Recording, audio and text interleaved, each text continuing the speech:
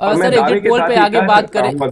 Sir exit poll पे आगे बात करेंगे, जी लेकिन पहले जो एक तरह से कह सकते हैं बिहार में इस बार सारे रिकॉर्ड टूट गए। 56 बार वोटिंग हुई है। जी मतदाता भारी तादाद में जी मतदान केंद्र पर पहुंचे हैं। इसीलिए इसे ऐतिहासिक कहा जा रहा जी है कि बिहार की जनता ने इस बार मतदान का नया रिकॉर्ड बना दिया। लोकतंत्र के लिए तस्वीर कैसी जी है? बिहार से राज्यों में जहां महिलाओं ने बढ़ चढ़कर हिस्सा लिया। इस चुनाव में लगभग अगर बात करें तो 67% मतदान हुआ है।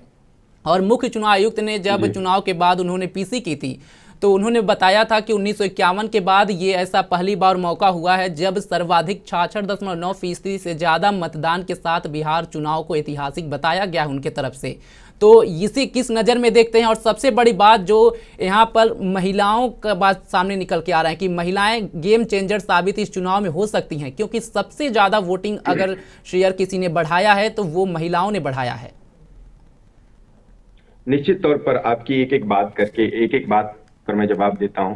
एक तो वोटिंग परसेंटेज की जो बात हो रही है, और निश्चित तौर पर चुनाव आयोग ने जो कहा है, आंकड़े जो बोल रहे हैं, वो ये है कि इस तरह का चुनाव, इतना वोटिंग प्रतिशत कभी नहीं हासिल हुआ है, खासतौर पे बिहार के चुनाव में।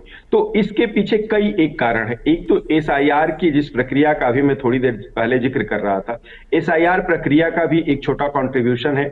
कई एक जगहों से बहुत सारे ऐसे वोटर होते थे जैसे मृत प्राय, या जिनका कोई ठौर ठिकाना नहीं जी है, वो बहुत पहले वहां से पलायन कर चुके हैं, नहीं है, तो उनका नाम कट जाने के बाद जाहिर सी बात है कि अगर मान लीजिए किसी विधानसभा में 3,20,000 वोटर हैं, और 3,20,000 में 1,40,000 वोट पड़ता है, और 20,000 फेक वोटरों का नाम हट गया है, या मृत वोटरों का नाम हट गया है, किसी भी कारण से जो नहीं है उनका हट गया, तो 3 लाख में 1,40,000 को निकालेंगे तो आपका परसेंटेज बढ़ेगा, जी एक बड़ा बूम आएगा। जी जी दूसरा, ये चुनाव की टाइमिंग को लेकर के ये कहा जा सकता है कि आप जानते हैं कि बिहार के लिए एक राष्ट्रीय, बिहार का राष्ट्रीय पर्व कह सकते हैं उसे, राज्य से भी ऊपर का पर्व है छठ। और छठ में बिहार में कम से कम, बिहार के अलावा भारत के किसी भी कोने में रहने वाले लोग छठ में अपने घरों को लौटते हैं। जी और जब छठ के तुरंत बाद चुनाव की डेट का की घोषणा होती है, तो मैं कह रहा हूं कि कुछ ऐसे नए नए कारण आए थे, जैसे एक डर,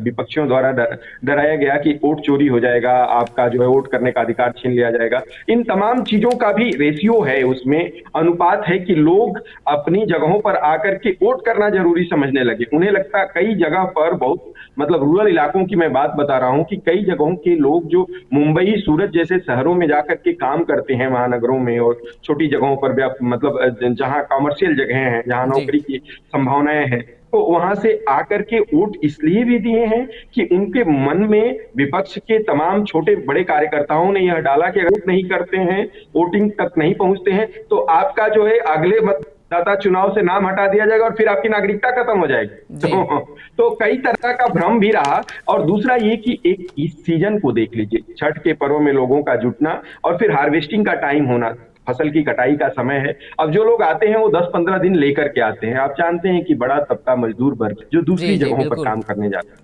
और इस समय चूंकि धान की कटाई का, फसल की बुआई का समय होने के नाते गांव में भी छोटे बड़े काम मिलते हैं। मजदूर को तो गांव में भी 300, 350, 400 रुपये मिलते हैं मजदूरी का, जी और मान लीजिए वहां 800 रुपये मिलते हैं, लेकिन यहाँ हमेशा नहीं मिलता है, रोजगार नहीं रहता है। तो ऐसे समय में वो रुक करके अपने जीविकोपार्जन के लिए भी छोटे बड़े काम जो मिल रहे थे उनको कर रहा था, और रुक करके वह श्योर करना चाहता था कि नहीं, उसकी बिहार की नागरिकता और बिहार के वोटर लिस्ट में नाम लंबे समय तक जीवित रहे। तो ये कुछ थे जिसकी वजह से वोटिंग प्रतिशत बढ़ा। अब आपके सवाल के दूसरे हिस्से पे आऊंगा, जिसमें आपने कहा कि महिलाओं का कंट्रीब्यूशन।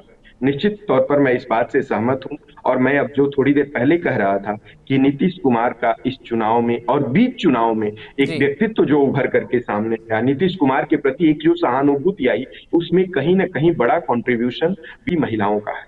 वो 10,000 रुपये का खाते में पहुंचना, जीविका दीदी को आप देख लीजिए। मुझे लगता है कि मैं बहुत खुले मन से बोलता हूं, और किसी भी मंच पे अपनी बात करने के लिए जाना जाता, मैं कई बार ये कह रहा हूं, कई अन्य जगहों पर कह रहा हूं, कि भारतीय जनता पार्टी के लिए जिस तरह से राष्ट्रीय स्वयंसेवक संघ के कार्यकर्ता रिजिड होकर के ग्राउंड पे काम है चुनाव में, उसी तरह का काम जीविका दीदियों ने नीतीश के लिए किया, घूम घूम करके घरों घरों में किया। अभी एक छोटी सी रील मैं देख रहा था, वायरल हो रही है, एग्जिट पोल जिसमें में पति कह रहा है कि उसकी। जी एग्जिट पोल में लग रहा है वो नतीजे साफ नजर आ रहे हैं।